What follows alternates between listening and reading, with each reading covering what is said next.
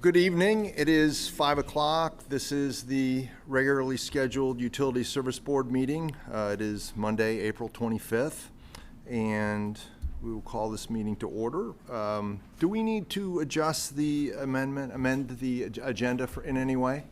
Yes, we do. There is a bid opening that was not put into the packet. It's a bid opening. Where would we like to insert that? We usually do those towards the end, so I would put it right in front of old business.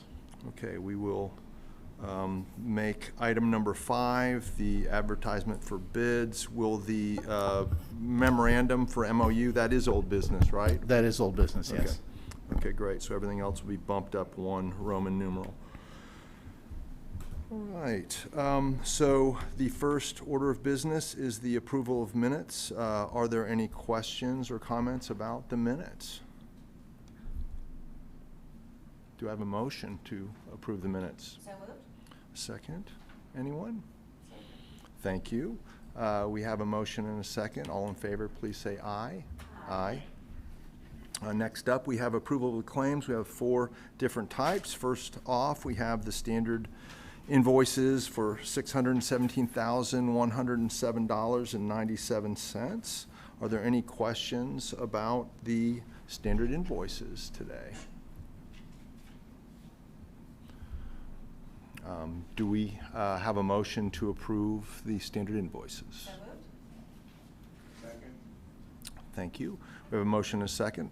All in favor of approving the standard invoices, please say aye. Aye. All opposed? Next up, utility bills totaling $14,191.07. Any questions about the utility bills? Do we have a motion for approval? So moved. Second. All in favor, please say aye. Aye. All opposed? Next up, the wire transfers for $369,678.04. Any questions about the wire transfers? Do we have a motion for approval of the wire transfers? So moved. Second. All in favor of approving the wire transfers, please say aye. Aye. Opposed? Lastly, we have customer refunds totaling $1,847.59. Do we have a motion for approving the customer refunds? So moved. Second. All in favor of approving the customer refunds, please say aye. Aye. Aye. Any opposed?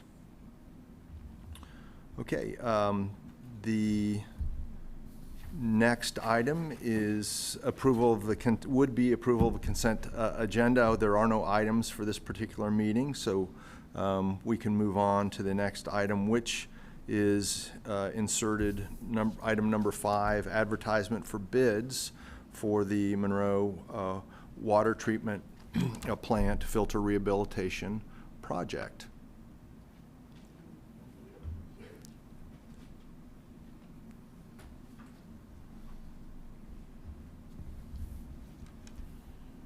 Good afternoon.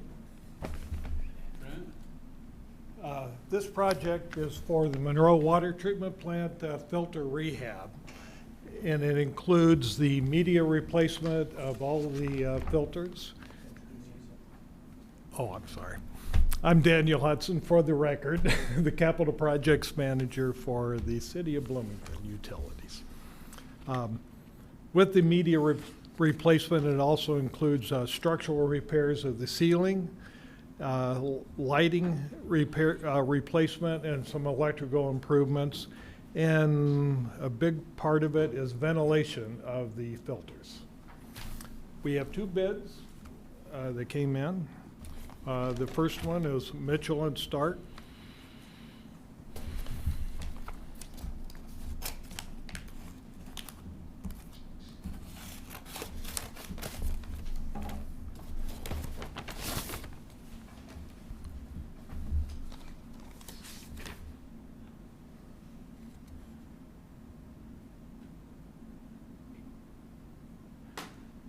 And Mitchell and Stark has a bid for $3,256,845.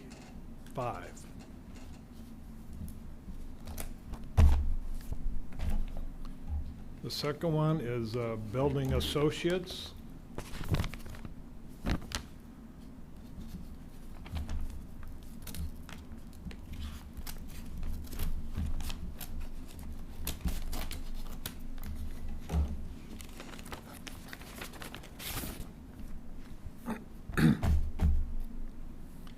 And Building Associates is $2,304,700. Is there any questions? Yes. What was your departmental estimate for the The project? Departmental estimate and the consulting engineering There we estimate go. were the same. It's $1,281,100. Yeah, I was thinking. Wow. So Considerable difference. kind of reflects the situation we're in, I guess, at the moment.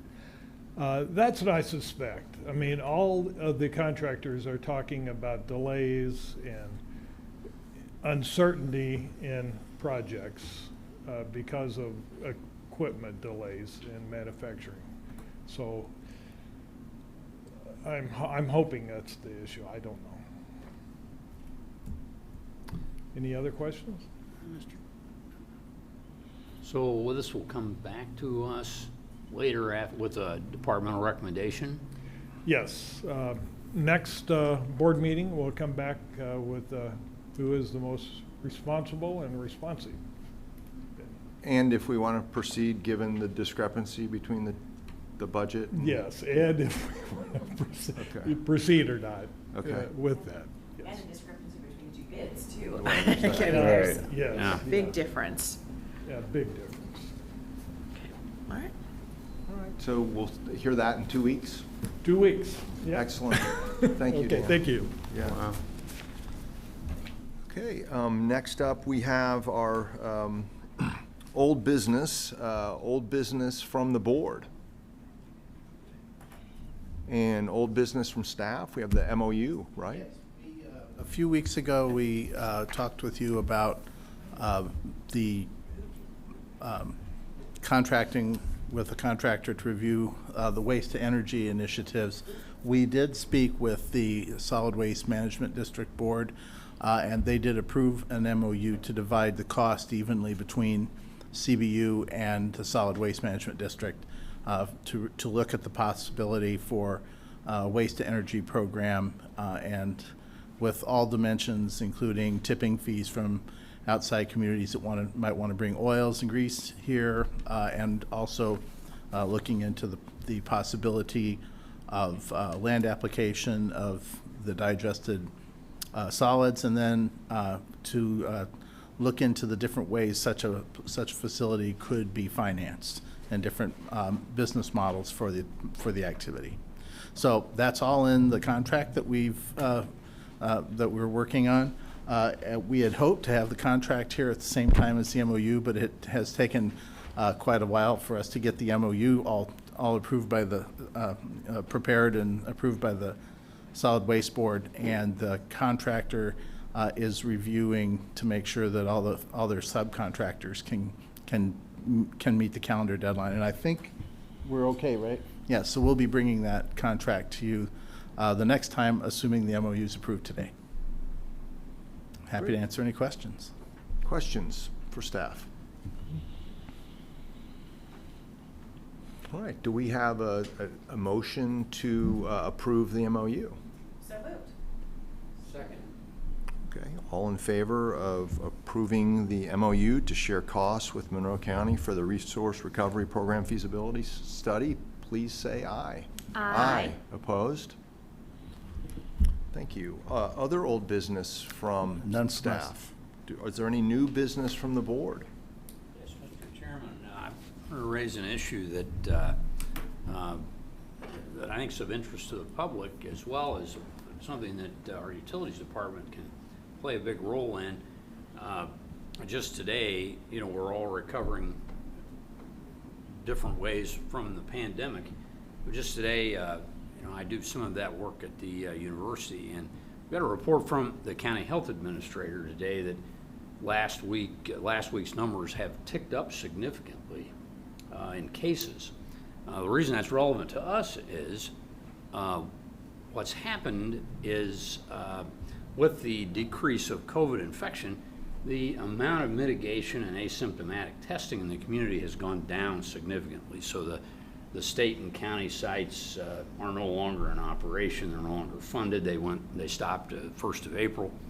The university is not doing the level of mitigation and asymptomatic testing that we were throughout the pandemic. So now what the CDC is recommending and the state is starting to depend on, and I think our local county will as well, is testing the wastewater. And that's become a vital piece of our ability to monitor how COVID is starting to go up or down in the community. And Vic's been working with, of course, we've been doing that now for a long time. We've had some issues with the contractor that the CDC is now working. Vic can give us some more of the details. But what's encouraging is our department is continuing to adjust to help us with the numbers, to figure out when because this is one of the earliest trend markers that we've got now is this amount of infection in the wastewater. So I was talking to Vic earlier. We've got a couple of things on the horizon. One is we're having trouble with the CDC vendor, so we're going back to our own where we would be paying for that. And then the other piece is some potential partnership with the university this summer with a new researcher that we have coming on board at the School of Public Health, where we may be able to have some lab services provided by, or in partnership, I should say, with CBU and the university. So, Vic, could you give us just a brief update? Because where we need to get is a point where we can regularly tell the public what the numbers are and be able to post those publicly. And that's what I really would like for us to be able to do. As you mentioned, CBU was actually one of the first communities in the state to start doing regular sampling for COVID-19, and I think we've got one of the longest continuous data records as well. We started in July of 2020 with the board's support, contracting with 120water.com. We a few months after that started, the state funded a large program through the Indiana Finance Authority where we sampled, I think it was 3 times a week at 8 different locations, and that went until December of 2020. After that, the board graciously agreed to continue the sampling program that we had been doing, and then late last year, we were invited to participate with the CDC's program, and we were sampling twice a week. The contractor, apparently the lab got behind, and we weren't getting the samples as timely as we had been from 120 Water. It was taking about a week with 120 Water to get them back. So we restarted our contract with 120 Water, and that contract still has a few months to go on it.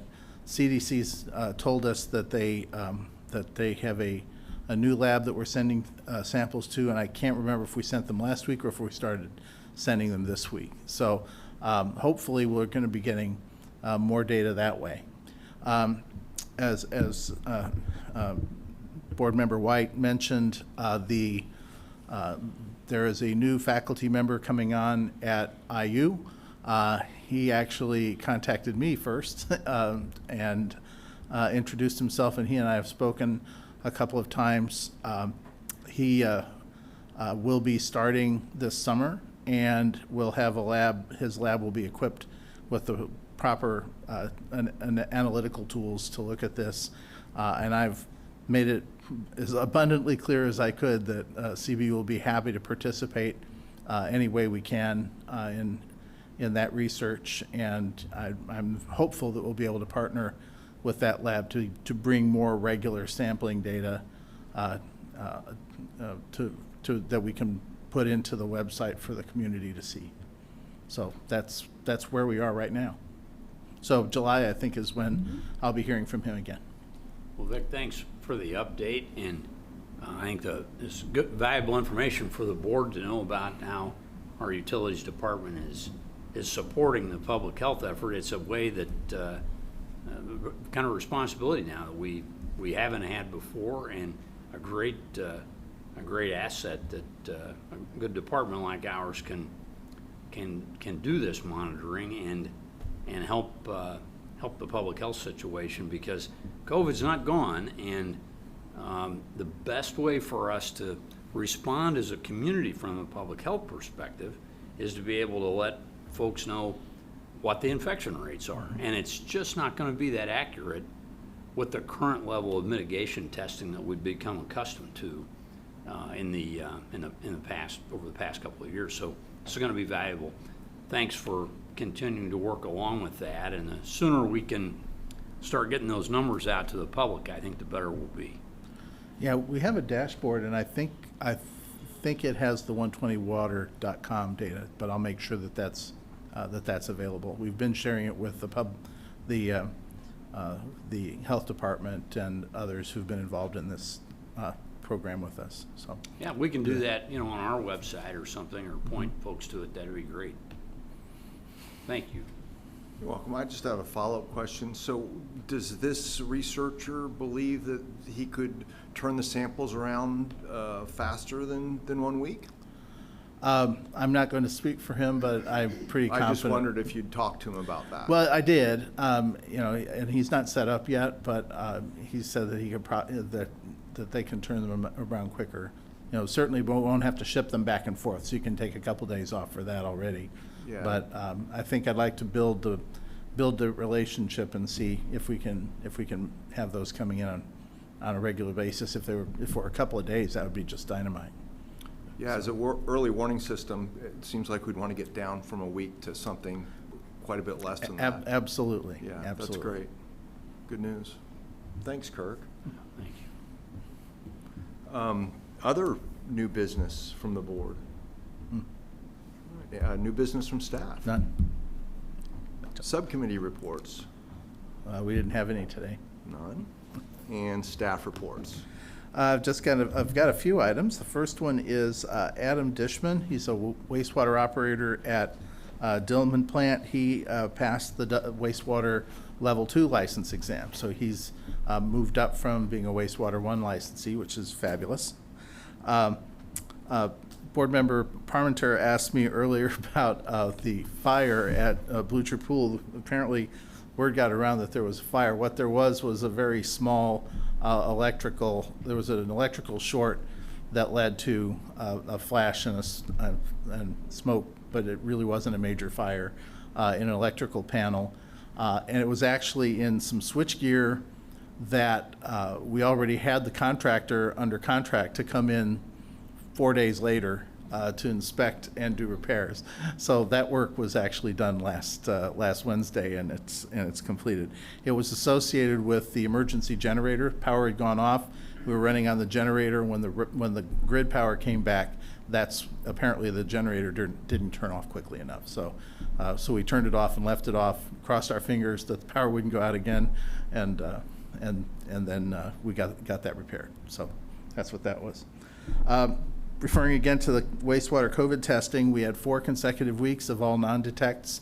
Last week's sample, that would have been a sample taken a week ago today, came in with 260 gene copies per 100 milliliters at Blucher Pool and 110 at Dillman. So those are our first detected samples in a month. So everyone should continue to be vigilant with regards to the COVID pandemic. Could you please remind us back at the height of the pandemic, what were those numbers? We were regularly getting numbers in the high hundreds and sometimes in the thousands. Okay, thank you. So it's certainly not the direction we wanted to see it going. Just to keep you up to date, the rate change that the board approved several weeks ago related to the repeal of the utilities revenue tax. The council did approve that last Wednesday, and we're preparing to submit it to the IURC this week, and it needs to be in by May 1st, so we're going to get it in on time. And that's all the big business, but the last thing I did want to say is this is my 6th year anniversary date, and I just want to thank the members of the board for all their support since I've been here. This is the greatest job I've ever had, and I'm very fortunate to have the opportunity to do this and to work with all these great people every day. So I'm not planning to go anywhere, but I just wanted to say that it is my anniversary today. So thank you for all you've done for me. Well, happy anniversary to you and to us as well. If I'd have known you were having an anniversary, I'd have baked you a cake. We'll let you know next year, because I want to see that. All right. Is that all from staff? Yes. All right. Petitions and communications from anyone? Okay. Do we have a motion? Oh, please. Everything's working okay. So I think, I was speaking with the folks from CATS before the meeting, we will probably be hybrid the next time. They say the equipment is now reliable enough. The boardroom retrofit looks like it's going to be coming in June now instead of in April. So, but I believe we'll be going hybrid next time. Is that right?